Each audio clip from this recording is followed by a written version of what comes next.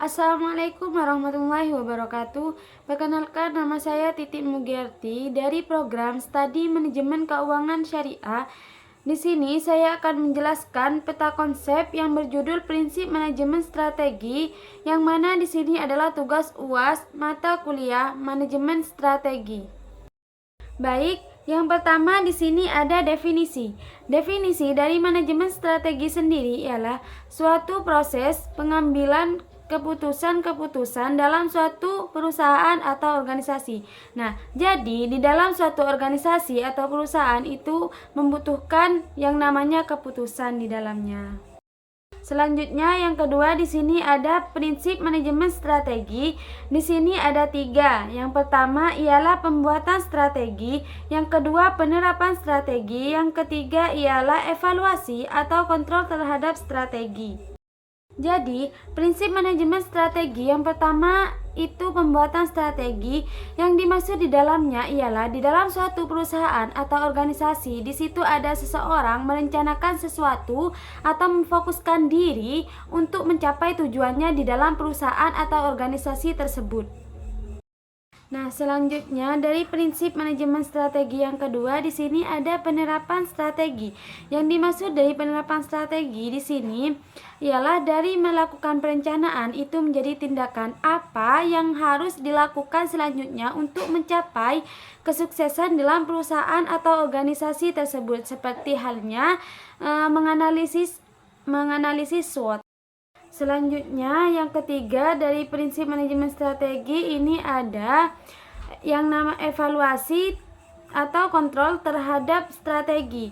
Nah, jadi di dalam perusahaan atau organisasi itu perlu yang namanya evaluasi. Kenapa? Karena dengan adanya evaluasi ini kita bisa mengetahui bahwa perusahaan atau organisasi ini terlaksana dengan baik dan tepat. Selanjutnya di sini ada poin kegagalan strategi, yang mana di sini ada 5. Yang pertama ialah ada komunikasi. Jadi dalam perusahaan atau merencanakan suatu organisasi itu membutuhkan komunikasi untuk mengetahui perusahaan atau organisasi kita. Yang kedua di sini ada leadership.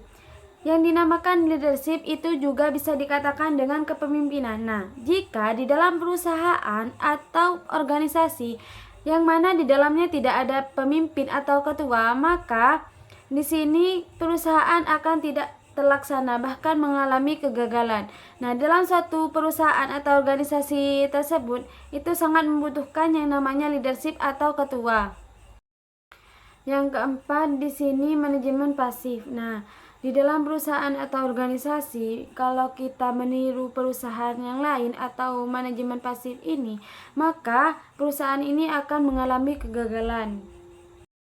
Yang kelima ini ada motivation atau personal ownership. Nah, di dalam perusahaan, jika ada seseorang itu ingin memiliki tanggung jawab sepenuhnya dalam perusahaan, tidak mengambil keputusan diri sendiri, maka di dalam perusahaan tersebut tidak akan terlaksana juga, bahkan mengalami kegagalan. Selanjutnya, poin yang terakhir di sini ada segitiga strategi, yang mana di sini ada 3. Yang pertama di sini ada legitimasi atau dukungan. Jadi kita itu membutuhkan partner untuk mewujudkan perusahaan atau organisasi tersebut. Yang kedua di sini ada kemampuan operasional dan pengetahuan. Untuk membangun perusahaan atau organisasi ini harus benar-benar membutuhkan pengetahuan yang sehingga perusahaan atau organisasi tersebut bisa terwujud. Yang terakhir di sini ada nilai publik. Nah, jadi kita harus memberi nilai atau gambaran dalam perusahaan atau organisasi ini dengan baik dan benar. Hanya ini yang bisa saya sampaikan, kurang lebihnya mohon maaf. Wassalamualaikum warahmatullahi wabarakatuh.